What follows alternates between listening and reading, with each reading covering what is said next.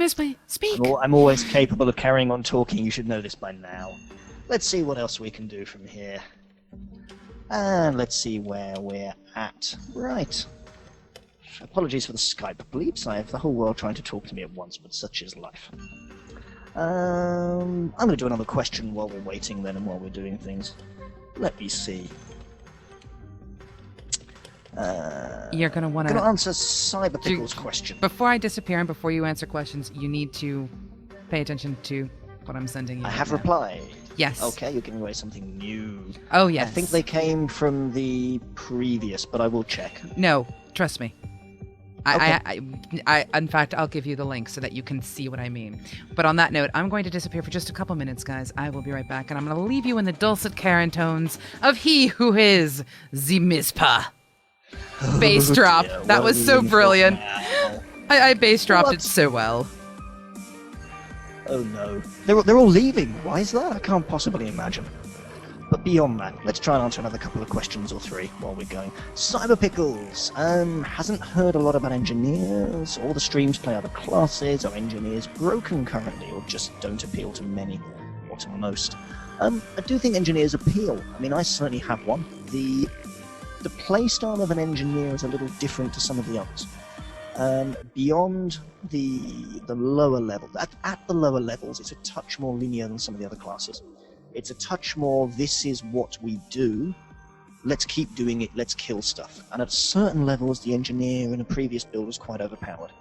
They have tuned it back. Now, perhaps, at lower levels, it's a little less than some of the other classes, so you won't see quite so much of it. At higher levels, it kind of swings back the other way, is my current understanding. But hey, beta is beta. By the time the game comes out live, I expect to see it balanced. I think the engineer playstyle is fun. I think there's some great choices to be made, but I don't think that class comes into its own yet in the lower levels in quite the same way that some of the others do. Once we start to see more sort of 30-plus content in the future, I'd expect to see more engineers. That's my take on life.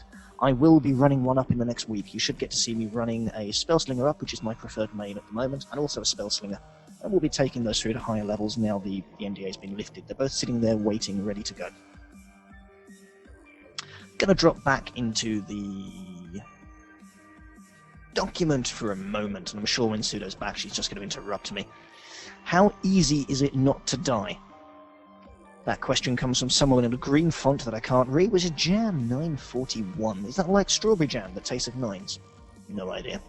It depends on what you're doing. I mean, I play the game and I do various things. Sometimes I take on a single mob, it's easy to kill the mob. Sometimes I take on 2, even 3, and it's easy to kill the mobs. I walk away with, lots of health. Sometimes I deliberately say, let me pull 5 mobs. Can I survive? And I'm doing stuff that I know won't necessarily let me survive. So I die, and I don't mind that. I'm very happy to keep pushing the envelope, keep testing stuff. The answer is this: you can play the game in a conservative way, and in the normal leveling curve, you won't die. Or, okay, you can if you're not paying attention. If you're not stepping out of the fire, you're going to get burnt. But in terms of PvP, in terms of taking on harder mobs, in terms of if you go to the bulletin board and look at the this takes 2 or this takes 3 enemies, you take that on solo, you're going to be very, very good or you're going to die. Group mobs are group mobs. It can be done on some of them. It's not going to happen easily on others. You will die in this game more, perhaps, than in some other games you're familiar with. Actually, that's no bad thing. No, I mean, one of the things that I will definitely state is if you actually have watched me stream, I die. I die. This is not a game where, I love Gazimov's quote, push button, get bacon. It doesn't work that way. I've sent you a link, by the way. You need to go check it out, just so that you are aware. There is a link there for you. Thank you. Looking. The thing for me is, I answered this question earlier in the stream today, and I wish I could remember who asked it, because honestly, it's an important question to be aware of. Do mobs die easily? Do they die quickly? Do you feel like it's just a waste of time? Honestly, it depends on your play style. We've seen me play with certain things where I've accidentally hit the wrong button at the wrong time and I've died. I've pulled a mob that I didn't realize was 3 levels above me, and it was deflecting everything. And I mean, it basically would have killed me had I not void slipped. The challenge is there. If you want to take one mob on at a time, you can do so. And if you do it well, you can probably kill it fast. If you don't do it quite so well, you will probably survive with about that much health and maybe a little bit of your shield. But you won't be able to do gigantic, massive pulls where you get the triple kill, mega kill, ultra kills. Don't forget uber kill. Uber kills. I mean, it's actually quite hard to get an uber kill, if I'm honest. It is. Actually, it's a lot easier if you're running around in a group. Because if you are running around in a group in an area and you have 5 of you all just running around killing multiple things and not stopping, you can build yourself up to an uber kill. And when you get that uber kill, you're buffed and you're going and it's just boom, boom, boom. Group play is severely rewarded in this game, and it's something I absolutely love. And we're on the same page there, both of us. Let me do a few more questions. Now, these aren't all necessarily pulling out keys. I've been asked, is everyone that's going to win a key going to hear from us? Yes. Particularly the question ones. We're going to pick some and make sure we get in touch with you. But that won't be till after the show. Yeah, I beg patience from everyone. It is incredibly difficult to do all of the things all at one time. I am one woman. Alcoholic Beaver asks a really good question. With a name like that, I'd expect the question to be, like, exceptional. It is. Pseudo. Yes. What would you like to change before it's released? And this actually is a hard question with this game. No, I've had these questions come up during the stream. It seems to be one of the most common ones. People want to know what we dislike about it. Truthfully, they want to know what things that we don't really like and what we would actually change. All that they're really, really common when you're streaming. But for me, the current thing that I would have to change is how the quest text is given to you. It's frustrating. We have, with so much real estate... What do you find frustrating about it? I'm just about to explain that. With how much real estate that you are given on your screen for all of the information that you want to keep track of, and there are an awful lot of amazing add-ons out there already. Heads up and stuff to the WildStar NASA group. You guys are exceptional with the more you do. And also, by the way, I'm having trouble with the chat, with the reconnections and things like that. It's being odd, so I do apologize if I miss any comments or questions. But with the amount of real estate that you have available, there's only so much you can do. Now, they have a visual feedback for you when you talk to somebody for a quest. What they say does not match the text that will pop up in a box somewhere on your screen. And that throws my brains for a few seconds, and it's actually really frustrating to me. So I have to pause, listen to what they say, because most of the time what they say is either incredibly comical or there are some seductive voices in there. There are some incredibly gruff things. I mean, they do a really good job with just some very simple, repetitive words that they can use all over the place, which really help out. And believe me, it does not get repetitive. It doesn't feel repetitive, I should say. It's just a good design implementation choice for an application that is pretty much object-oriented. I mean, reusable stuff is important. But then the text, I have to go forth and read it. Now, if I'm running around and I happen to walk into a zone and I get a phone call and it, boom, pops up on my screen, it can be incredibly frustrating. And yes, I do apologize if my name is Martin underneath my screen. I screwed the overlays up today. I do apologize. I didn't get much sleep. I was up really, really late streaming and helping out with some things. But anyway, so if the way that the quest text works there gets really frustrating for me. Then when you just click on somebody's name to get a quest popping up, you can have literally crit of text in front of you. And you want to catch it, but it disappears so quickly because there is a timer on it. And you're like, and then you pause and you look in your chat and you're like, okay, I've got to read this. So I feel currently the implementation and the style of how they present some of the quests actually slows me down. Now, whether that's a interesting style of gating is up for debate, but they have stated that they are changing the UI. I'm really excited to see what they do with it, because Scooter said he's seen the change of the UI and it basically made him almost cry. And I want to see what that means. I want to see what would bring a tear to Scooter's eye. So for me, that's what I would change. I would change how they present the quest text to you, regardless of whether you're picking it up from a phone call, which I love, by the way, I love that, or whether you are, quote unquote, clicking on someone to have them give you text. So, yeah. Okay. People are going to go And- crazy unless I fix who's who. So, do you want me to just fix who's who real quick? Feel free, and I'll do a couple more. Okay. Let me give my take on that one. Cha-ching. I'm going to look at the age-old conundrum, and I think they're close here, but I don't think they're quite there. But it is beta. There's still adjustments to be made. Oh, yeah. One thing I always try and do, and it slows me down when leveling dramatically, is I like to craft. I am a raider at heart, but I like to craft.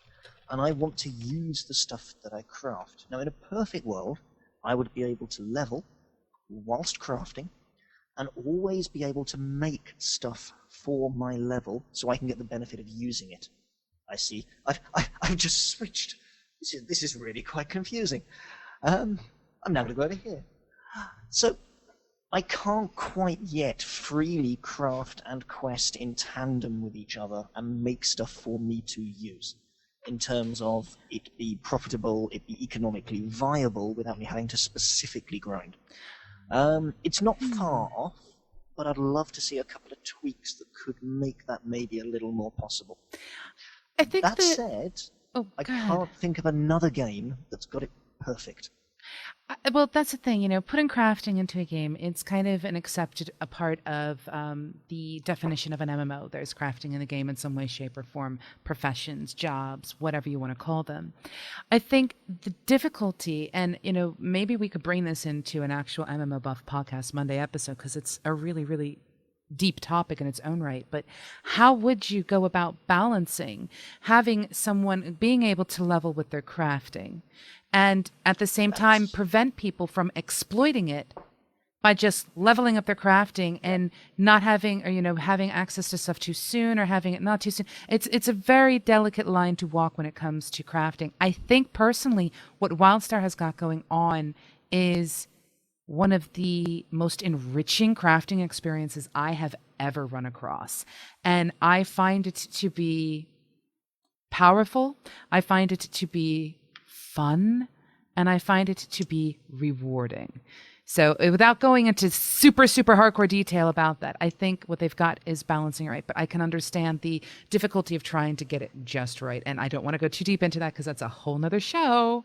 So, but yes. I think that would be a good show. We can do that on a Monday. I'm definitely up for that one because I can reference Vanguard for those that remember that game, where they did some amazing stuff with spheres that I haven't really seen done since.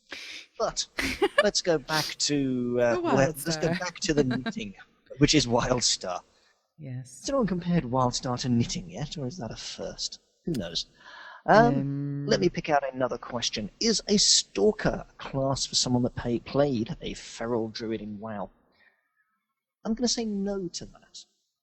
And I'm not going to say no because of the relationship between a Feral Druid and a Stalker. I'm going to say no because one thing that may not be apparent is every single class in this game has its own feel and its own take and its own style. No singular class in WildStar is a direct mimic, let's say, of a WoW class or an EQ class or a something else. They all have their own flavor. Whereas melee is melee, ranged, and stuff like that, I haven't found that truly direct similitude between classes. I'd have to agree with you. I think everyone needs to play all of the classes and find their own reference. Yeah, and I will say, go in with an open mind. You may sit there and go, I'm so used to being a warrior in WoW, so I'm going to play a warrior in WildStar. Give yourself a time to try out the other classes as well, because I think you'll be shocked. Every single class in this game has such a unique feel and flavor. And some people may say, oh, the Esper is a certain style and it's not that fun, or the Spellslinger is not a particular thing. Give it a few levels, because seriously, as you start to unlock various bits of your abilities, the entire style of the way you can play that character changes. So if you're not someone who makes ults, I feel really sorry for you. I do. Because you are not going to get a chance to experience the full breadth and diversity that all of the different classes and playstyles can bring you. And I'm being serious. You are going to miss out on some of the most original types of content out there for character and class design. I've just tabbed, by the way, in my show notes, and there is this awesome bit of text going, the line, which is a line going across the document. Thank you, Marsh. That is awesome. Right, let's do a few more bits and pieces. First off, I have a little bit of time to kill. Now, Pseudo may not, so no promises here. I am as happy to sit here and answer as many questions as people want to ask, as long as people's questions are genuine and sensible. Yeah. I will not be attaching a beta key to every single question, guys. So you're asking the questions because you want them answered. No other reason. Yeah. The thing is, I want to throw out there, we want to try to be fair in how we give beta keys out. We've had a lot of feedback from previous things that we've done. So, you know, we're not going to yell at you. I mean, our number one thing is please don't bloody be a bot. Seriously. Just don't be a bot. That's it. That's all we're asking. In fact, Pseudo, yeah. should we give out another random one? Because some people have said, hey, let's have a few more random ones to go with the questions. I have seen your link. I need to catch up with how far we are so that I can do it and feel confident. You know what? You know how I work. I've got a running track of it. I'm happy. Did you put them in to the document? I know which ones I'm giving to, and it'll work. Don't worry. We're going to do one more random one, guys, for people that are awake. All right. You get to pick a word. I actually get to pick a word? You get to pick a word. Okay. I have my word. Yeah. So this is Pseudo's word. Pseudo is only going to say the word once. Mutezilla. One word. There you go. If you heard that, if you type it in, then you can win yourselves a beta key. Thank you for staying around for so long, folks, and we'll get back to the questions in just a moment. Yes, go Meanwhile, let's do another question while we wait. No, it's not Lobzilla. Nice try. Yes, go through some more questions. Now, this is two questions that are very, very similar. Okay. Pierre Katz Joe. Do you think the difficulty of dungeons is as good as it is now, or should it be a bit harder? And I'm going to link that question with someone else's question. I'm just looking for it. Tum-ty-tum-ty-tum-ty-tum. Someone asked a question about, is stuff too hard? Will it put people off? But I now can't see the question. Where's it gone? Any ramen... Any ramen on my balls? Not me personally. Moving on from that one quickly. Oh, Angelic Mayhem. I'm watching you. You are awesome. Oh, dear. I do like ramen. I happen to like beef chili ramen, but that's another story. Weirdo. Someone did ask a question about things being too difficult. Will it put people... There we go. PX Adams, do you feel the difficulty of dungeons and raids might put some people off the game? Coupled with the question we just had, is the difficulty of dungeons as good as it is now, or should it be a bit harder? And the great thing there, that dichotomy has been expressed just in the two questions. One person going, is it too easy? Will it, is it a problem? Should it be harder? Someone else going, I don't know why they all go E, but they all do. Someone else going, is it, should we switch it the other way and make it easier? Will it put people off? Right. I actually like, love, adore the fact that there is some stuff out there that requires some difficulty. Will it put some people off? Yep, probably. Am I okay with that? Yep, definitely. Because there are two sides to every coin, and there are games out there which don't require a particularly intense difficulty level, that you can, to use a previous phrase, eat a pizza with one hand whilst playing the game. Mm-hmm. And that's okay. Those games need to exist. They're fun, there's an audience, I play them, they're great. But there is a time for a game whereby, if you eat a pizza with one hand whilst playing, you die. And you know what, there's nothing wrong with that either. There is an audience, there is a market, there is a desire by many, many, many people to be challenged. Is it elitist to go, I passed the challenged? No. It's just a fact of life. Some people are better at stuff, some people are worse at stuff. What makes someone elitist is their attitude. If you're good at something, don't be a jerk. Yeah. It's a fact. You're doing it for your own motivation, for your own reasons. I and many others in this channel, probably at an even higher level, have raided in the past at a decent level. Does it make us elitist?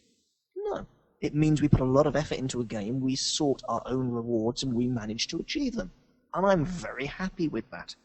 But if all I did was bang a drum saying, hey, we did this, look at me, I'm awesome, that would make me a jerk. That is not the same thing as being elitist. Yet, people kind of link all this stuff together.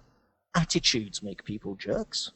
Passing a difficulty test in an arena, be it how fast can you run the mile or the 100 meters, be it how well can you sit a particular exam, be it how well can you do task X, bake a cake. Some people are better than baking cakes than others. You know what? I'd rather eat the cakes made by the people that are better at making cakes. It's a fact of life. Not everyone is equal in terms of skills in a particular discipline.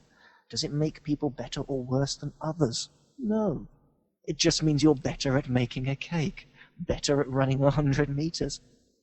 Doesn't reflect on who you are as a person in the slightest. Games should cater to all difficulty levels and all walks of life. There is no right, there is no wrong, and everybody should be able to find something that's a suitable challenge for the style of game that they want to play. Who gets to decide the difficulty level of WildStar? The developers. Everyone else can have an opinion, but it's the developers' vision for the game that needs to carry through, in my view, to give it that long-term success. Was that a soapbox moment? Unfortunately, it was. And because you were standing on it for so long, I didn't get a chance to actually pull the soap out of the box and put it in your mouth. I'll try harder next time. But I'll be frank with you. That is one of the things that I appreciate about WildStar. Is there a difficulty level to it? Yes. Is the difficulty level too hard or too easy? The real answer is it is dependent upon the person playing. I can easily run something. For example, if you watch the Storm Talon video that I did, you could sit there and easily say, oh, that was really, really, really easy. It looked exceptional. Yeah, you got, Pseudo died once, or actually I died a couple times, but, Pseudo died, and they still were able to pull it off, and, they weren't exactly doing full crowd controls. But actually, yes, we were. I had a team that I was in there with who was doing a lot of the work, and I will state again, they carried me. They absolutely carried me through that because I was so busy talking to the people on the stream. I was trying to stay focused. We had just gone through and modified my lass and everything. But can I just interject for a second, Pseudo? Please hold that thought. Mm-hmm. Here's something people don't realize. When you're streaming and you're commentating, it takes X percentage away from your focus. Actually, it is not easy to talk, to commentate in real time, and to perform in terms of the game context. It takes practice. It For does. everyone watching a streamer going, why did they do that daft thing? Probably because they're streaming. Well, there is that, but I'm thankful for my years of experience being a part of raids and raid leading because it does help. I'm able to sit here and say, hey, this is going on, and basically I just spew what comes out of my brain. And there are times I'll be silent because I want to put my undivided attention into something. So if you ever watch me and I go absolutely silent, it's not I'm ignoring you. Believe me, it's not that. But going back into it, the challenge is there. And we had an optional boss, and you don't see it in the chat because my mug blocks the chat in WildStar. But someone, one of my group mates was like, please make certain you interrupt Gust. Please make certain you interrupt Gust. Please make certain you interrupt. I even stated, I think on the stream, we have to interrupt Gust. Having an uninterrupted Gust is bad. But anyway, we go through to do the fight. I threw my interrupts in on time, but because of the way that interrupt armor works, the rest of them were kind of balancing it out, trying to get. We didn't exactly interrupt any of them, and we still succeeded. But as the chat, what you don't see stated, it was a lot more challenging. It could have been a quicker fight. It could have been an easier fight. It could have been over quicker had we done what we were supposed to do. But I was also running with a group that let me join them, and they had been running through the entire day together. So they had the compatibility. They knew how it worked. They kind of understood who was doing what, and that really had an impact. So, But yes, challenge when it comes to WildStar, there's always going to be someone who goes, this is perfect. There's always going to be someone who says this is too easy. And there's always going to be someone who says this is too hard. And I think And none of them are wrong. None of them are wrong. None of them are wrong. I think the secret to what is going to make WildStar successful is the fact that at endgame, especially if you are a raider, you will literally be treated to weeks where if you're in the 1%, only you can take down those bosses. If you're one of the casual players, you won't be able to do it that week, but you can certainly go in and try.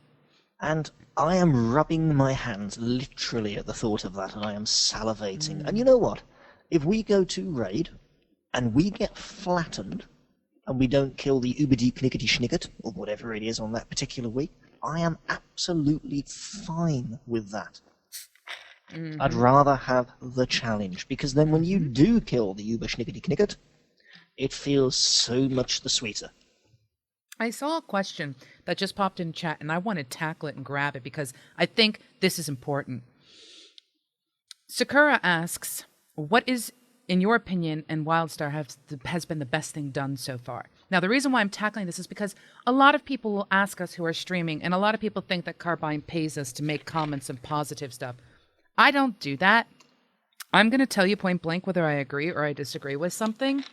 I don't believe in lying, especially if someone wants an honest opinion, because you can only make informed decisions if you basically get input from others. And for those who want to understand my point of view, go to MMOBuff.TV, read the article that we have up in Lost in the Harrowing Marsh. Marshmallows in our chat did a brilliant piece on reviews and stuff like that, and you'll understand where I'm coming from. But we get asked all the time, what do we hate about it? What do we not like about it? What are they doing wrong? Blah, blah, blah. Well, that's great. You know, I can easily feed you tons of negative things, and you may either agree or disagree, because in the end, it will come down to your play preference. But someone is asking, Sakura, you are awesome for this, by the way, what have they done well? And I'm going to give you my answer. The developers have listened, responded, and communicate with the fans. To me, it makes no difference about anything else, because honestly, a game development company could probably put out one of the worst games, but they won't, because they're listening. They are listening to people. Now, someone may sit there and go, oh, but if the loudest voices are the people saying nerf this, aren't they going to nerf it? No. Jeremy Gaffney has said in interview after interview after interview, he accepts that there are going to be times in Endgame where you are going to find yourself beating your head against a brick wall, and you're going to have those bad moments. I don't remember how many of you guys actually remember Vanilla WoW and going up against, and by the way, someone in the stream that I was talking to earlier today said that they absolutely loved 40-Man 4 Horsemen. Just wanted to let you know that, Mizpah. I told them that was your favorite fight. But if you go back into 40-Man WoW, how many people were actually in a raiding guild, and we'll say a hardcore raiding guild, where on certain weeks you just could not take Ani down? It wasn't the skill set. Every single, or maybe Valistras. If anyone says they could kill Valistras every single week, every single time, and never make a mistake, I don't believe you. But see, that's not even that. I mean, you have within the Ani experience, the eggs were spawning in certain locations as well that were a little closer. So if someone was ever just so slightly off, you know, you could pretty much bring the whelps and, you know, have to deal with that. Okay. But my point is, those types of challenges where you go in and you find yourself as one of the 1%ers not being able to clear in a week everything. Imagine that, what it's going to do for us. People who are casual are going to learn how to appreciate that kind of environment. I'm really looking forward to it. I'm so tempted. Sorry, Pseudo. I'm so tempted to ask BC Rarius which raid group he was with, because I actually know the answer to this.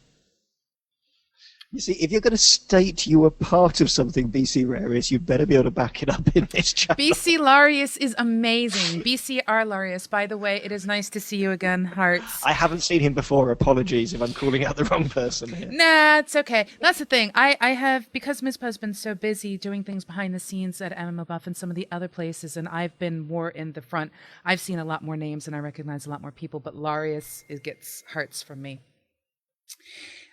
Etc. But yes, So let's tackle some more questions. In fact, I kind of like this sort of more informal style to things. We're not showing you current content in game. If you guys want, I can actually set up WildStar and have myself playing through areas while we do stuff. But I would rather be able to just give away a beta key. Let's go. I'm going to try and pick up a ton more stuff quite quickly now. We'll start speeding up a little bit. I'm being asked multiple times, why am I wearing these glasses? One, because I feel left out because Pseudo and Kaeyi have awesome glasses. Two, I do web developer code stuff during the day, and I've had a few days where I spend kind of like 10 to 12 hours staring at the screen doing work, and then I get to do Cosmotronic and other fun stuff in the evenings. So to try and save my eyes, this is me without glasses. I do wear these from time to time, particularly when I noticed the Strange Gunner stuff. They were very nice to help us out. We gave some away as prizes, and I actually find they work. So yeah, I do wear them. It now looks very bright to me without them. And exactly as Slip said, regulate the eye fatigue. So yes, I quite rate these personally. My husband just said in the channel, I'm not sure anyone wants a beta key.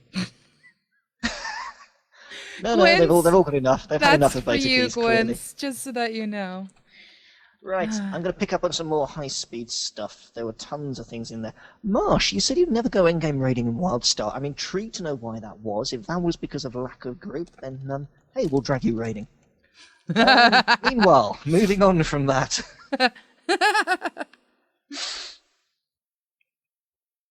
Do you think WildStar is going to benefit from its art style, or will it be off-putting to some people?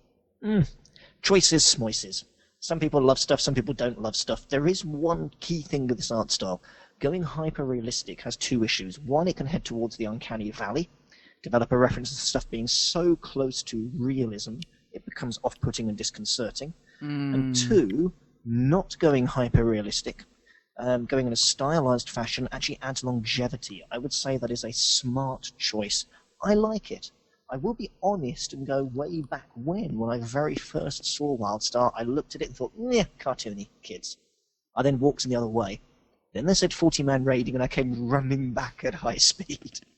But that was my particular experience and exposure to it. Cornish Pasty said we forgot the random beta key. Did we announce the winner of that? Oh, I don't think we did. No, we didn't. Who was it?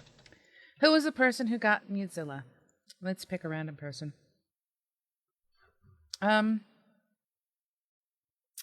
Oh, sorry. I see a chibi in their picture, and I love chibis. So Ben18903 says, Martin, URI. Or was that a URL with a space in? I'm not quite sure what that reference means. Never mind. Anyway, Star Conoco, you have, if you respond to me in chat, I will send you a beta key. Sorry for making you wait. But yes, so yeah, if you respond in chat, I'll take care of getting a beta key to you. Green Zool says, came running back as well. I think that's what the URI, and someone else saying, yep, they did the same thing. So, could it put people off? I guess in isolation. But I think it's the smart choice when you add other information to the understanding of the graphics, and then you work on the basis that adds long-term appeal. It won't age. It's a smart choice. And hey, I love the graphics. And in fact, Star Conoco has basically just sent in a question. In response, I'm like, name something, and they give us a question. I will give you the question, and I'm going to add you to my list, Star Conoco. Yes, actually, you have one, and your chibi is awesome. But the question I sent in is, do you feel the WildStar community will stay nice overall? Do you feel there is a possibility of corruption? This is, I'm going to tell you something. This is something that both Mizpah and myself will get on a soapbox for. This is something that Blank Space will get on a soapbox for. This is something Nixus will get on a soapbox for. There is a reason why there are people in the WildStar community doing what they're doing. But let me finish the full question, and then I'm going to sit back and let Martin... Miz, I'm going to lift you. You don't need a soapbox. My shoulders... I've got a pseudo box. Yeah. That just sounds so wrong. You have my shoulders. Stand on my shoulders, and then I'll stand on the soapbox with you, because this is something that you and I Yep. are huge and strong supporters of. For those of you who And are we unaware, agree. check out. I know it's something that he and I very much agree on, but Tuesdays, campfire, guild communities, there's a reason why we do it. But the question that comes in from Star Conico: do you feel that the WildStar community will stay nice overall? Or do you feel there's a possibility of corruption? Will the current community be able to deal with that in a proper way? Or do you think that the community could become like how I've heard the LOL community is, mostly overall corrupted? Now, here is Okay. where I sit back and I just say, Mizpah, you have the floor. Do I have to be polite as we're in the post show? No, you do not need to be polite about this. This is a topic. See, this is the thing. People move so almost like they're walking on eggshells when you start talking about the strength of communities and the attitudes of people. We don't do that on MMO Buff. We take strong stands, and this is one of those things where I'm going to say, take the gloves off. Just take them Okay. off. So, the gloves and the glasses come off for this one. What makes a community? And the answer is actually the community itself. The people that get to decide what happens with this game, whether the environment is toxic, whether the environment is welcoming, and frankly, who get to play a major role in the long-term success of the game is yourselves. No one else. When a new player enters this game, the experience they have will be shaped by several things. Let's break it down, be really honest about it. Their state of mind, their enjoyment of the play experience. Developers can affect one, they can't affect the other. The people they're surrounded by and the interactions they have.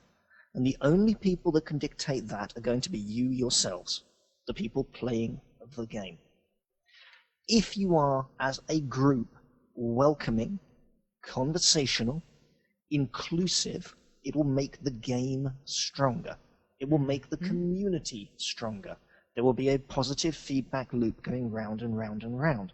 If that becomes the norm, and someone decides to be Troll McTroll, they'll be kicked into touch, shoved back under their bridge, and they won't get to do anything. If, however, as a community you take the view that it's easier, quicker, more fun to go, you're a noob, go away, you'll end up like the LoL, the Dota, the other MOBA communities. Now, there's other reasons why many MOBAs have negative communities. Some are better and worse than others. Some of those are to do with gameplay mechanics. Some of those are due to the fact that someone's poor performance drags the team down in a significant way with those particular ones. Roll on Blizz's Heroes MOBA, because they've changed some stuff there. I think it's going to be great for MOBA communities. But Heroes that's of the an aside Storm. for another show. Who decides? You do. It could be toxic, it could not be. I will say, for this stage of a beta, this community is one of the strongest I have ever seen in any game, and I've seen a few. The developers support and interact. People are positive. It can, and it should, and I'm going to put my neck on the line and say that it will stay that way. But that is down to you, to us, to the devs. It has the potential to be an awesome, welcoming, long-term community. You know what? If we do that, if we manage to pull that off, this game will still be here in 5 years' time and going strong. If we don't do that, 5 years down the line, the game will possibly close. And actually, the developers have a say in that, and the game, the platform they build, has to be awesome, but the community has the biggest say of all. That's my view. Here's your soapbox. Is Should it my it turn to be soapbox? toxic? No, but that's down to you. Is it my soapbox turn? Go for it. Okay. One of the most interesting things about WildStar is the fact that you literally are being forced to relearn how to play. It's no longer, like we said, push button, get bacon. It is a challenge. You need to take responsibility for yourself. You need to take responsibility for the choices and the actions you make. If you go into an adventure and you're making your choose your own adventure, you need to take responsibility for the fact that you made a choice that changes subtly how that adventure is going to play out. That's wonderful. Now stop for a second and think about how the community is impacted by you. There are too many people in a lot of communities that put so much focus on themselves. It's me, me, me, me, me, me, me. It's almost this entitlement kind of a culture. Some cultures foster that kind of mentality, and some games actually foster that kind of style of play in their design philosophies. WildStar, Carbine doesn't. They put a huge focus on, hey, if you want a 40-man raid, that's great, but you can't just carry 17 people with you like you used to in vanilla WoW. If you have one person, if you have one person standing in the wrong part of a telegraph, you could be screwed. Now, I haven't done raids. We can't talk about raids, but that's how it feels in a dungeon when I am just with 4 other people.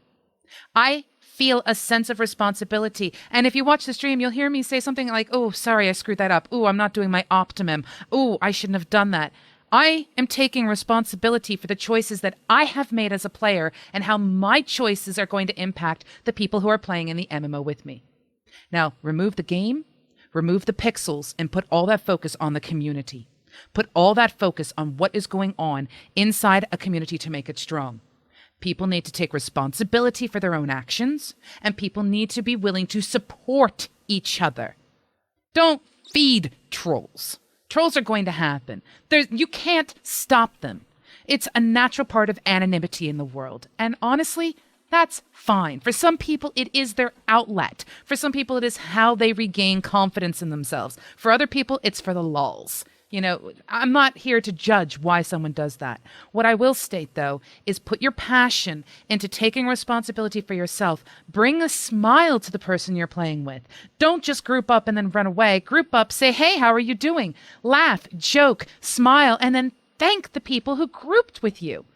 You put that tiny little bit of effort in, and it will change the community forever. It's just like when you're driving. If you're driving and someone wants to cut in front of you and they turn their turn signal on and you slow down and you let them get in front of you, if they do not acknowledge that you actually worked and did something for them, it could piss you off. It could cause a road rage on an exceptional level.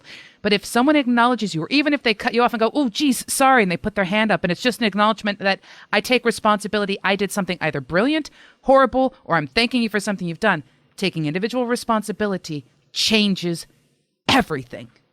So take responsibility for yourself, be supportive in the community, and latch on to those who are just like that. Build the community together. Know people's names, know people's screen names. Go out and find out who they are. Be interested. As they said in the adventure video, care. Yeah, simple. Not hard. No. And mistakes will happen, but as long as you own up to them, cool. Just sing the little teapot song and you're fine. And that's... You best explain that reference. Yeah, I need to explain that reference. That's actually within the guild that we are a part of. There was a history of if you accidentally stood in the fire and wiped the raid, you had to sing I'm a Little Teapot over TeamSpeak or Vent or whatever. It's a very, very compelling way of stopping people from making mistakes. Trust me. Much better than shouting. So that's soapboxing. I'm being asked to show someone this t-shirt. Oh, we all have some of these. In fact, we may give some of these out at some point soon. There we go. And now, my stream is delayed, so I don't actually know if you can see this. So I hope it's in the right place. It is. Tell. Yep, you're good. Cool. There we go. One WildStar t-shirt. Voila. Yes, Mama J is speaking, and yes, that is an awesome t-shirt. We will look at that. Trouble Wolfie says, I agree with Pseudo, but I always thought this was common sense and a normal thing to do. I don't think so anymore. I think some communities... Wait, someone wants me to give away this t-shirt. The one that I've actually been wearing. Complete with whatever bodily odor is actually attached to it.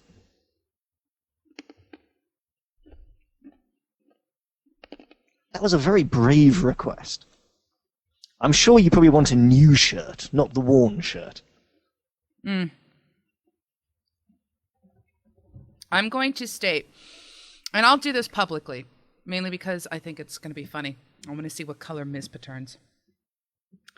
Everyone who is a fan of MMOBuff, and for those of you who don't know, I am the community manager for MMOBuff, which means if you guys make comments on YouTube, if you make comments on Facebook, if you make comments on Twitter, 99.9% of the time the response is me. I say that because there are certain people... Because Pseudo is awesome and does lots of work. No, I say that because there are some people... I mean that genuinely. Leave me out of this. I'm talking about you right now. There are some people who will occasionally go on to our social things and make responses without putting the name that they made their response. So don't think everything is for me, but there's a good portion of the chance it's going to be me. So I have had the luxury of seeing I love Mizpah's voice. I love Mizpah. Mizpah is sexy. I love Mizpah. Mizpah is awesome. Mizpah needs to sing more. Mizpah has a wonderful voice. I love you, Mizpah. I have had the luxury of seeing all of these comments. So, are you red yet? No, I don't do red. That's true. You do plum. You do plum. I've seen you go plum before. It takes a lot. That's the thing. I think you were going plum because at that moment in time you were choking. Because you swallowed something. The Heimlich maneuver kind of came in and saved the day there. Yeah, exactly. Apparently, Chewy Huey says, Mizpah naked or I feed. I don't really want Chewy Huey to feed in that context, so I'm staying fully clothed. Okay. But yes, so that was a soapbox on communities. I am a community manager because I love the community, and I just want to go back to respond to what was said by Wolfie. A lot of communities... Ariel, those Mizpah trolls. Sorry, I had to interrupt with that one. Yeah, not a problem. One of the things that happens in a gaming community is when the gaming community stops policing itself, that's when things go downhill. When people take on the apathy of, we'll just this is just common. This is just common. When someone takes on that kind of perspective of apathy towards the community, it will disintegrate and it will spread. And apathy is a disease, in my opinion. I don't love apathy, and we're not good friends. You can either like something or not like it, but if you're apathetic towards something, it means you don't have any care, whether good care or bad care for something, and that can cause a community to go downhill. Unfortunately, a lot of game companies aren't putting as much effort into community as they could, but I will tell you, from what I've seen in the past, I'd say 18 months, it's starting to change.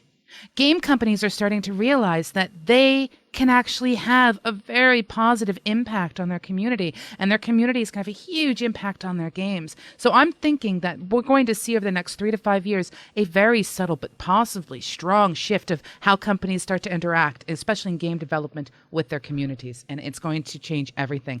I think, however, game developers kind of just got sick of stuff. So, but yes. A few more quick questions then. No, the show is over. We're just in free fall talking to people, just simply trying to answer. Hold on. We'll do it this way. We're in post-show. The hair comes down. There. Oh, dear. Release the locks. Release the lock and or the Lopzilla, or whatever you want to do. So a few things just popped up. I want to try and pick some of those questions again. What do we have? Does Mizpah go plum when he downs a drink upside down on his head on a couch? I have absolutely no idea, but the evidence is probably out there somewhere. Go to Twitter. Has Carbine said anything about attunements for dungeons and raids? Yes, they have. Yes, and this is something that I will pop on while you pick another question. Here's the thing. If you want to do a dungeon, you have to have discovered it first. Period, which is lovely. If you want to do the end game raiding, you must do attunement quests. Yes. Big long ones. So fantastic. Excited about that because it adds such a richness to it. You're not just able to just walk in. Welcome back to those days where you had to go back into BRD to get that little sliver thing so that you could get a tune for Molten Core. Welcome to those times where you actually had to travel, grind rep. Well, they're not really talking about grinding rep in this, but have huge quest chains that you had to follow in order for you to get the quintessential essence, which allowed you to put the fires out behind all the bosses in Molten Core, which allowed you to summon particular bosses. I mean, bring that back. Make it so that when you walk into a raid, you're not walking into a raid going, yeah, okay, we're just going to raid. You walk into it going, I worked and I deserve to be here. Reward me. I love that feeling. I'm going to put a question out that's going to be difficult for all but the most hardcore of the We Follow MMOBuff fans. Uh-oh. And this is going to take us a little while to find the winners because I want to pick the first person to put the correct answer in for a question that has two answers. So we're going to have to scroll through the chat carefully to pick up on this. Marsh, if you can keep your eyes open. I'll state here and now, if we get it wrong, my apologies. We're going to go with our gut instinct and what we think is right. We are human, we may make a mistake here. We have no technological solution for making this perfect, but it should work. So here is the question. Both myself and Pseudo have a channel on which we sometimes stream. Myself, not for a while. The first person to put the correct name of the channel that Pseudo sometimes streams on, and the channel that I sometimes stream on, will win themselves a beta key. So you want them to put both in? Well, one for each. Okay. And I already have them set up and I'm ready to catch these things. Lovely. And no, So it's not MMOBuff. It's not MMOBuff, which is why it's a tricky one. And it's not Enigma, which is why it's a tricky one as well. We're only giving it out to the first person, so copying something and guessing at show names, sorry, Shidishan, won't help. Not easy.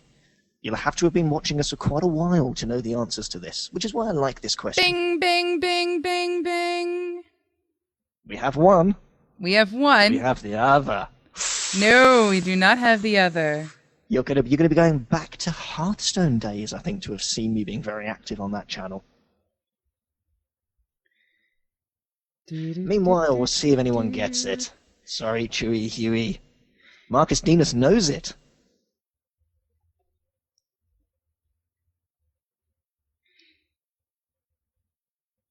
Nope. BC Larius. It can't be. Could it be? Could it possibly be that simple? Who knows? So basically, you've got two. I think we're there. I think we've got them. You did. So, Camping Penguin. I should have a channel called Camping Penguin. Sadly, I don't. That would be an awesome name for a channel. Camping Penguin is the one who said the right one for me first. Oh, okay. I'll let Camping Penguin off. By the way, the votes came in on the straw poll. We diverged a little once more. We've ended up 41% Cosmotronic, 59% SVG. It looks like people don't think it's a cert. So we had Camping Penguin get mine right. You also got yours correct as well. Yep. And we'll pull our winners out of there. I think we have them. And we have Bicilarius. We do. Congratulations. So, Bicilarius and the Penguin. And I copied that wrong, so give me 1 second.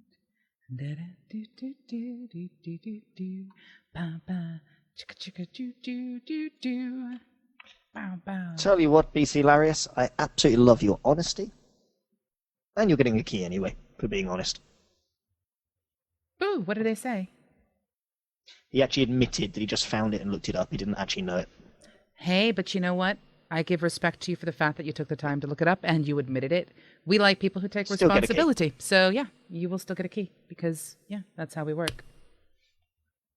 Right, let's find some more. I'm going to look for a few more questions. Well, what we want to do is we want to do a couple of the random things, mainly because it's very difficult with the speed of chat and how it works and where people are at in the stream for us to always give away to the first.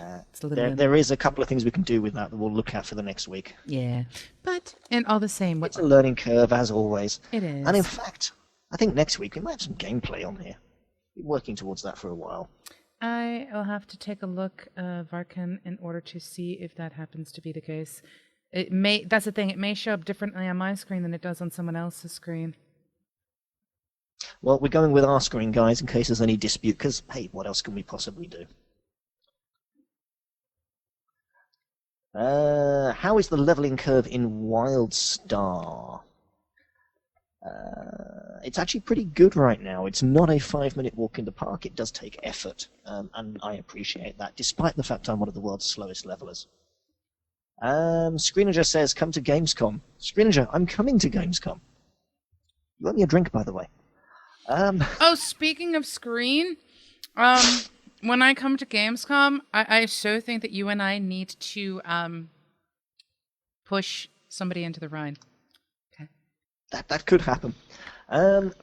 SI disclaimer, how do you feel about challenges? Are they good? Are they bad? Are they rewarding enough to worry about while leveling, or are you better off ignoring them? That's actually a really good question. The challenges are currently set up in such a fashion that you will want a group to hit gold. I haven't found many challenges you can hit gold on without a group. Not going to happen. That's one of the reasons why I like leveling in a group. A little bit of randomness, but you can get some really nice sweet blue rewards. I think my current trousers are currently from a challenge. But you can choose to ignore them. They've got this balance really right on optional versus optimal content. And it works rather well for me. Melodeth likes the walls that are there to stop people walking into raids. Do you see cookie cutter builds at endgame, says Chunky Trunks? I can't talk about that at the moment, Chunky Trunks, but I will say there's an awful lot of variation out there. Drusty Blood says he's holding out for a certain guild. Anyone remember TBC attunements for Serpent Shrine Cavern? Yes. Most definitely. Do you think there's a place in PvE for playing hybrid? In this game, yes. Let me see. Pseudo Dreamer. Pseudo, you have your own dreamer. Oh, hi, Pseudo He Dreamer. loves it when it's tied into lore. I'm not quite sure what that referred to. I've scrolled back a long way in the chat. I like lore, period. Atomic Cowden 98, what's happening? Ads are on. You've probably refreshed your channel deliberately or not deliberately, because we can't roll ads yet because we ain't yet. Using some awful grammar there. We ain't yet a partner. But we're working on that with your help. Yeah, anything. So yes, you can all email Bomb Twitch, please, and ask them to make us a partner. That'll make me very happy, but make them rather annoyed. So please don't do that. We're hoping to earn it on our merits, and the quality of what we produce for you guys, and that is done for you. Your input, etc. Marcus Eunice says, Pseudo, by the way, your Spellslinger stream this morning, I was in for 20-odd minutes, has convinced me. When I play a WildStar, I will be playing all the classes. You'll struggle to play them all at once. Multi-boxing, not going to work very well. No, it really... oh my gosh, it really won't. I will state, this is something I'm going to ask you, Mizpah. What path are you going to go for? Ooh, I'm on the fence. Between two. Okay. I am 55-45 in favour of Explorer. Over? Settler. Okay. Do me a favor. Go Explorer. Don't go Explorer? No. Go Explorer. I like Explorer. The reason why I said is I was talking about the paths and stuff, and I'll share it for people who happen to have missed the stream. People ask me what my favorite one is. My favorite one is Scientist because it's all about the lore. However, I worship the ground that settlers walk on because every time I turn around, there's a settler station that has some buffs for me to pick up, etc. So don't go settler because I really don't want to worship the ground you walk on.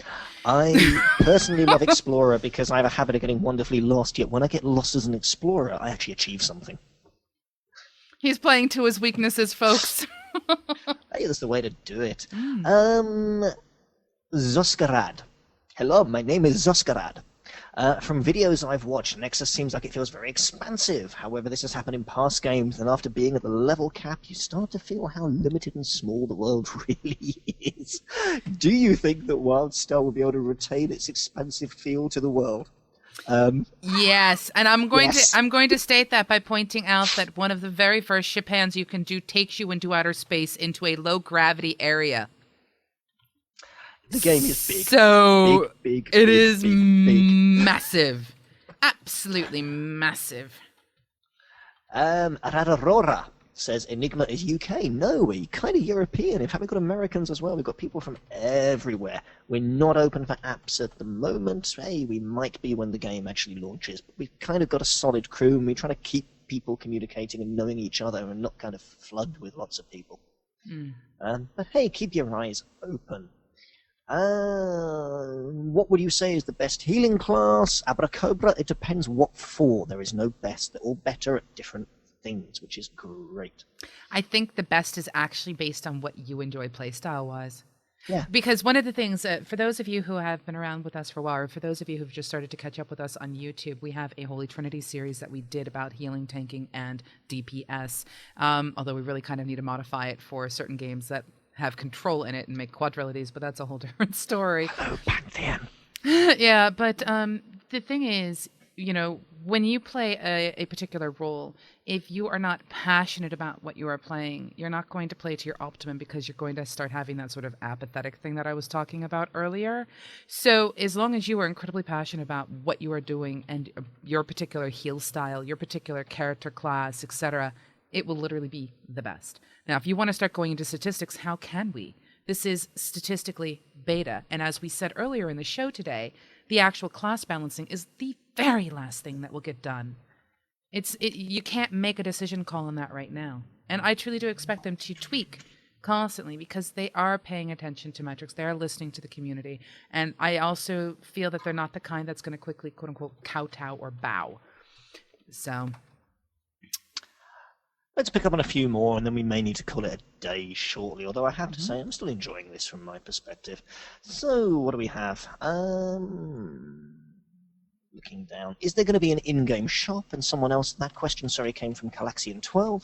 And indeed a question a little further down to do with microtransactions, though I can't see who asked that at this moment in time. I am not aware, as of right now, for any form of in-game shop. However, who knows what they'll do in the future. There's certainly a lot of stuff in the game that would lend itself to it. It might not be my personal preference, but it all depends on how it's done. However, what there will be, of course, is cred. A little like the system in EVE, whereby you can buy Plex. So those of you that have more finances and less time can pay for your subs. Those of you that have lots of time can work in-game to earn the ability to buy cred for those who may wish to purchase cred and put them up for sale in return for in-game currency. The real thing it does is two things. It gives choices of how to make the game accessible to you. It creates a market within the game, but they've got some controls on this, which is good.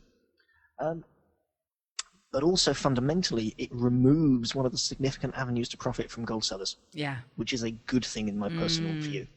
The dangerous line is where you start to gain the ability to gain power through the size of your wallet. And that is something this system avoids. And I will become very vocal should they start to sell buffs or crafting buffs or get more power here buffs for coin, real-world currency coin.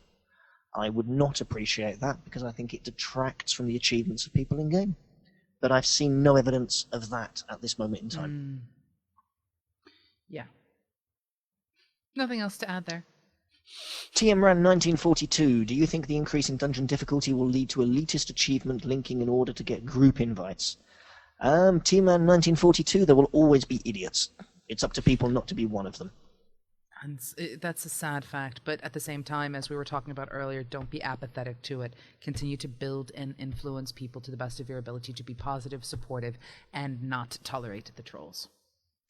Slipped, good night to you. Glad you were with us. Glad you enjoyed it. Hope to see you again. Let's look around for some more bits and pieces. Anamaku, same issue. It seems we're crossing a time zone chunk here. Let's see what else we have. Well, one of the things I want you to do is I want you to check our key count, please, based on where you were at with what you were doing with the questions and stuff. I'd like to know. We're now good. So we're done with beta keys for this moment? Yeah, I think we're done. Now we watch the numbers go whoosh on the screen, on the stream. Let's see what happens. I think we're done. How do you feel about the pacing of the game? How long do you think it should take to get to max level in a game in general? Will you be sad at launch when you won't get a hoverboard until level 25? To the last bit, yes. Do I deserve a hoverboard before level 25? No. I will be sad because I'm used to the convenience, but I think to have it early shrinks the world.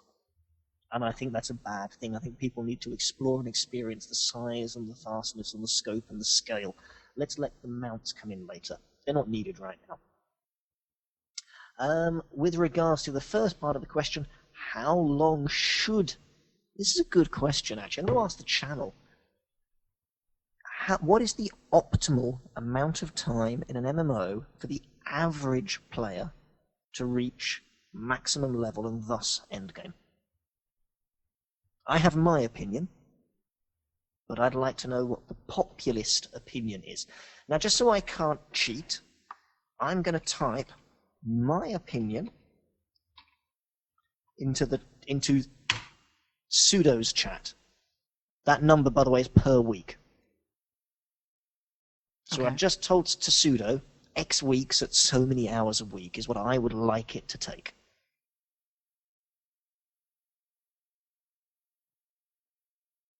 Now let's see what people think. How many hours should it take you to get to endgame? And Pseudo, do you want to do the same thing? Type your answer to me.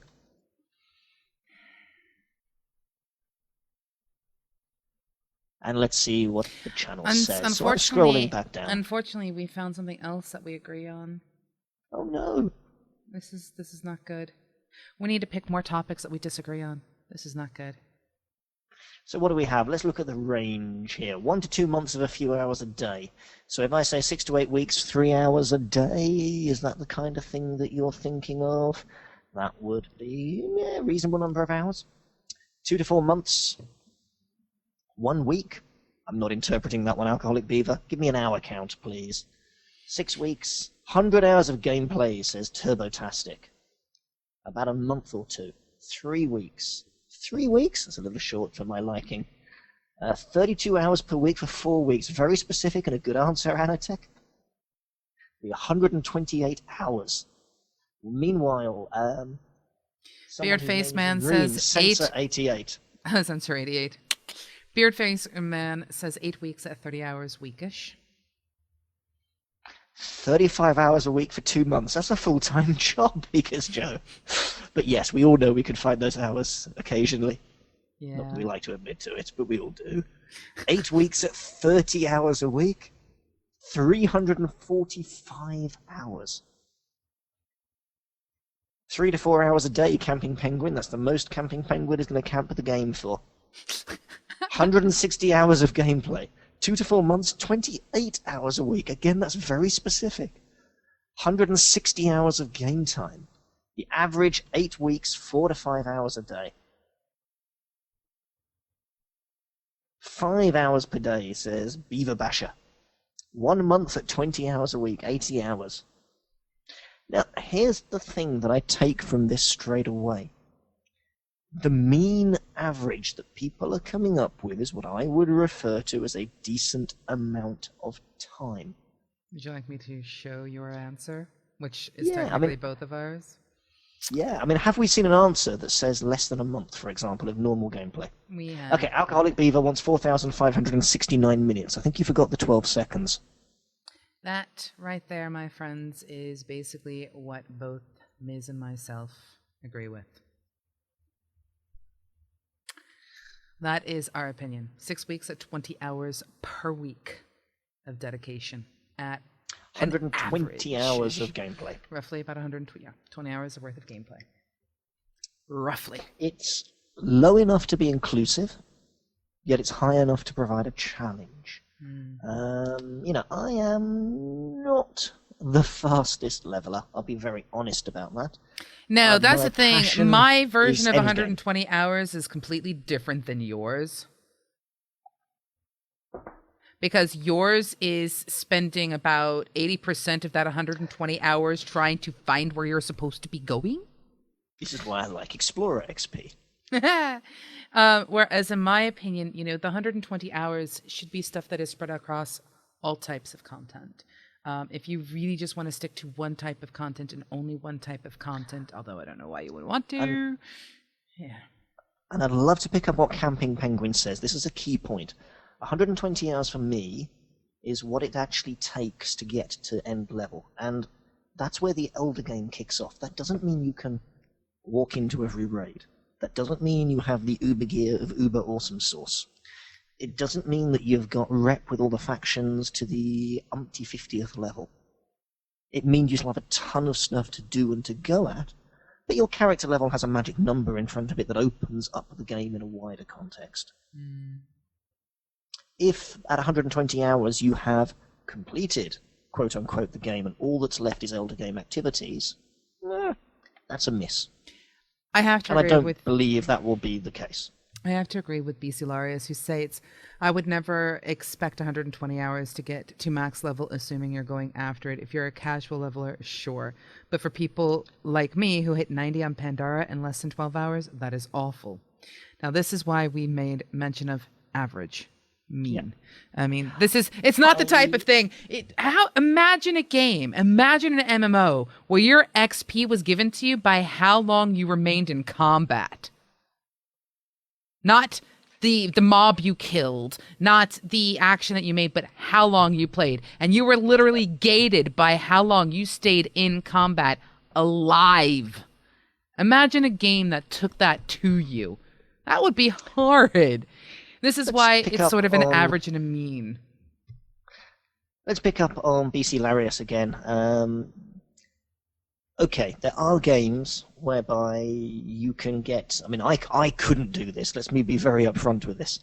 I don't know. I guess that involves some group mechanics and bits and pieces, but I wouldn't hit max level in 12 hours.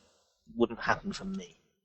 But if this game allows that, I would actually see that as a failure. I do believe, however, for those people that really want to go at it, there should be faster routes. But I think it should take enough time to still feel meaningful. If it's easily accessible, then it kind of belittles the achievement. If there is a fast pass in 25 hours, I actually wouldn't like that. I'd like it to be more meaningful. Why? And this will be controversial. The majority of players cannot learn to play their class in 25 hours. Sorry, folks. Here it is. I cannot learn to play a brand new class optimally in 25 hours. It should take more than that. More theory craft, more practice, more testing yourself, more trying different things. Because when you get to max level, I want it to be meaningful. And if every player has had to jump through certain hoops, go through a certain rite of passage, then the developers get the freedom to put certain levels of difficulty in based on that expectation of the hoops that people have jumped through. Imagine a game where the norm, this is not the game, imagine a game where the norm is for someone to buy their max level character. Imagine that makes up the majority of the population. Imagine that the developers then have to tailor the end game based on the average experience of the average Elder Game player. That would be bad. Now take that back from the extremist example. Imagine it's so simplistic to get to end game, you can't make assumptions about the learning curve that a player has been through. That is bad, in my personal view. It should be meaningful, it should take time, you should have to gain in skill and experience. Then you reach maximum level, then the Elder Game begins. Your thoughts, Pseudo? I agree with you. I want every choice, every decision, everything made to be meaningful. When I play an MMO, I'm going to feel... I feel cheated in a single-player game when I can beat the game and I've spent 60 quid on a game and it's over and done with in like 20 hours. I feel exceptionally cheated. I feel that was completely not worth my time, my effort, my energy, or my money. I want to have the reward of, I did this, I succeeded, I've learned. I mean, I remember playing some MMOs where the leveling process was so easy. By the time I hit max level, it's that when I hit max level, I went, right. And I literally said this, right, now it's time to learn how to play this character. Yep. BC Larius has come back with a very good point. He does not expect 120 hours to get to max level. I'd switch comments. Hang on. He made a comment about end level not being the achievement in itself. Yes, I completely and totally agree.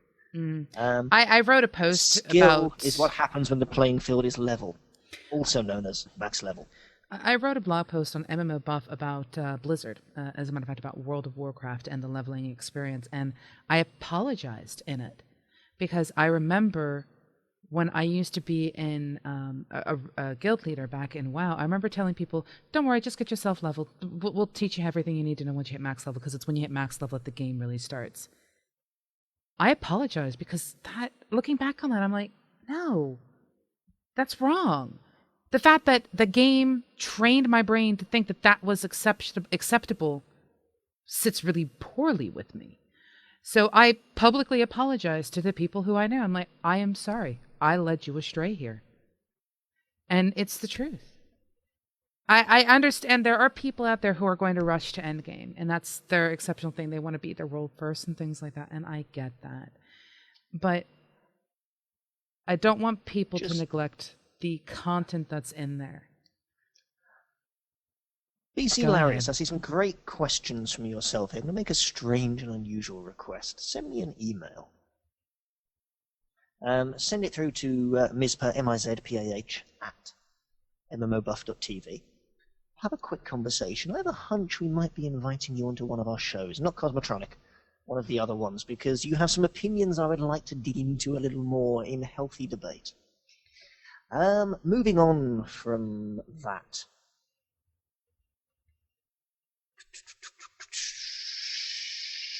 Pseudo, pick some questions you like the look of. I'm busy trying to make certain I have all these messages taken care of in my inbox. Fair enough. I've been leaving it on. Someone asked a question earlier about someone that doesn't want to raid. Will they be able to find enough content to keep themselves happy? I'm afraid I didn't catch the name. It was quite a way back. My understanding and my expectation is absolutely yes. They've already done great things and are working on more things for the RP community. I have a very live and let live playstyle. If I'm rolling on an RP server, I'm going to support RPers. I may not RP that much myself, let's be honest. I enjoy seeing it, I enjoy experiencing it, I do the odd little bit, and I RP in D&D and other things outside of game. But I've never quite got the RP experience in-game down in a way that's meaningful for me. Should other people be able to RP and enjoy it? Absolutely. If there's a server rule set that supports it, everyone playing on that server should abide by it. End of. If you don't like it, don't roll there. Very simple. But there are many, many things that the devs have done that support alternate playstyles. Be it crafting, be it solo gameplay, be it RP. And those of us that are exposed to the beta can see those conversations taking place, can understand the effort that's being put in. And I have to say, cliche, devs are listening. They are listening not just to people like me that wave a flag and go, yay, raiding, yay, hours, yay, hard stuff. There are many opinions. They can't be absolutely all things to all people, but they are trying their damnedest to cover as many bases as possible. The lore is great, the world is great, the story is great, the RP tools are in there, and it's up to the community to make something of them. But the opportunity is most definitely there.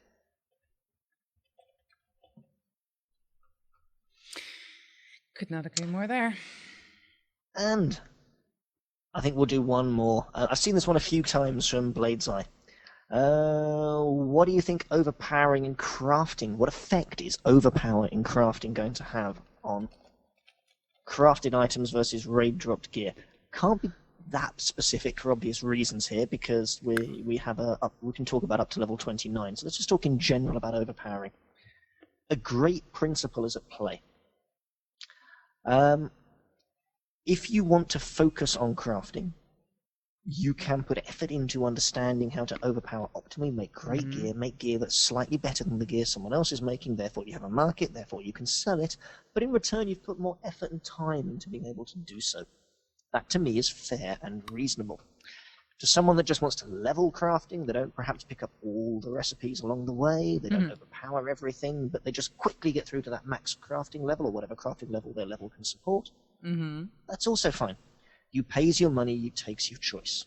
You pays your money. I could extrapolate that those that want to put effort into something should be able to gain greater rewards that don't. Hopefully that answers the question. BC Larius, our emails are not hidden. At least you feel free to email me or Twitch message me. I've got that. Just for I have him on the reference. list because he's also one of our beta key winners that I need to get in touch with after Fabulous. the show. We'll make sure you have the email on the link. Yep. We send you the key. Nightbot's annoyed. Right, shall we do one more pseudo, and then I think we'll close off, because we've talked for a very long time now. I'm surprised by the number of people that have hung around. I hope you enjoy it. I hope the questions are meaningful. I hope the conversation is meaningful. And if you've had a good Friday night, then hey, we've had a good Friday night. Pick us a final one, please, pseudo. While I pick one, I would like for you to sing a song. Wait, you want me to sing? I want you to sing a song. I want you to make it up on the fly. I want it to be, hold on. I want it to be to the tune of I'm a Little Teapot. To the tune of I'm a Little Teapot. But I want it to be about, and this is me testing your randomization of your brain. I want it to be about WildStar. So I'm a Little Teapot about WildStar. Just reworded some things. And while you do that, I will pick a question. So on that note, I'm going to turn around and say, oh, this is hard. I'm a WildStar convert. Short and not particularly stout because I play a spell slinger anyway. Here's my path preference. Hear me out.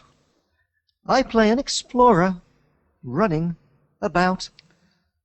I get lost and work it out. That almost went Twinkle, Twinkle, Little Star. And there, my friends, is part of the quick bite. Oh dear, I'm sorry. Right. I don't know if that was good, bad, or otherwise indifferent, but people seem amused. That will work. I'm not evil, I'm nice. I'm not a chewer. Who do you think I am, Gazimov?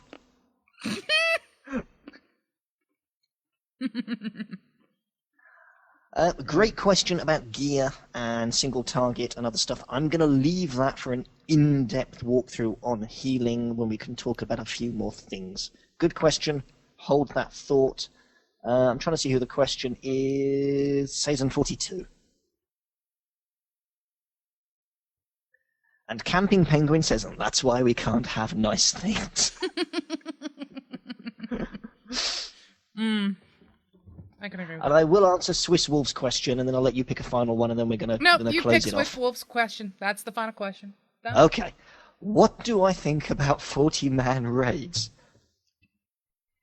Some of you who know me will already know the answer to this question. You need to finish the full question. Not just pick the part you want to end. No. The first bit, no. What do I think about 40-man raids? I think... And I lose my chair. There we go. 40-man raids are absolutely fan-flipping-tastic. I miss them. I'm glad to have them back. However, it does raise a dichotomy, as always, for everybody. Not everyone will be able to make... You wanted a quick bite. Not everyone is able to raise the time to put into them. And you know what? I'm okay with that. As time goes on, as content matures, stuff does by nature become easier. That should then open up more things to more people over time. I'm okay with content being hard, with content being challenging. I'm okay with the fact that you need to have 39 people with you. And there are too many games that don't actually do that. This is a game that's going to go out on a limb and say, let's come back to 40-man raiding. Will it be for everyone? No, it won't. But it is for me. What can I say? If that means some people to say, I don't get to do it, well, there's 20-man raiding as well. And the 20-man raiding is separate, unique, discrete raids. There is Elder Game, there are adventures, there are dungeons, there are veteran mode dungeons, there is all of these stuffs. What I hope, and I say this to the community, if 40-man raiding is not your thing, that's fine. But don't detract from the people that have been waiting for a very, very long time for a 40-man raid game. We have one. Let's not complain and try and take it away from those that appreciate it. There you go. There's my serious answer. What's kneeling on the floor?